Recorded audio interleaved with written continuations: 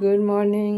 আজকে আমি পনির বানাবো। পনিরের জন্য নিয়ে নিচ্ছি, পনির তো নেবই, গোটা গরম মশলা, এদিকে জিরে আর শুকনো লঙ্কা আর কাঁচা লঙ্কা পেস্ট, এর মধ্যে আদা টমেটো দিয়ে দেবো। তেলের মধ্যে পনির কটা ভেজে নিয়ে, আগে সর্ষের তেলে রান্না হবে।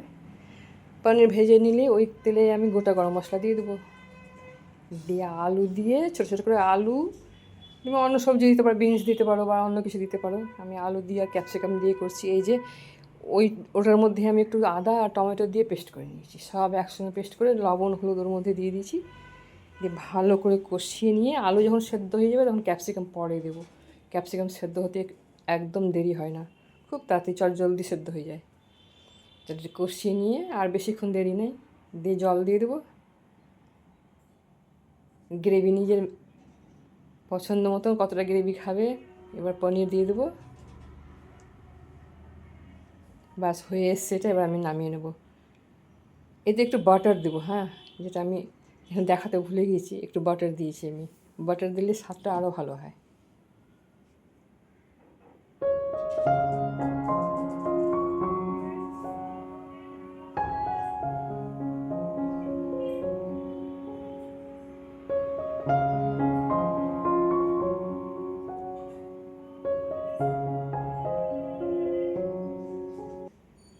এই যে দুপুরের খাবার, মঙ্গলবারের খাবার, একদম নিরামিষ। ভাত ডাল পটল ভাজা কুমড়ো ভাজা শাক পনির।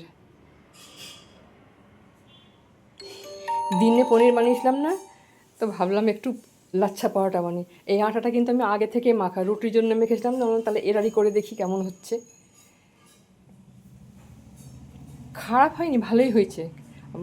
লাচ্ছা পরোটার জন্য তো ভালো করে ময়ান দিয়ে করতে হয়, তো সেটা আমি করিনি, এই আটারই করেছি। তবে বেশ হয়েছে, খুব ভালো হয়েছে।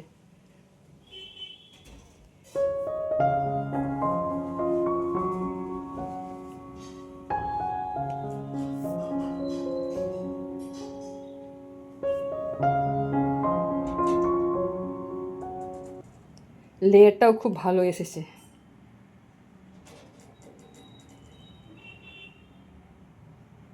এই দেখো,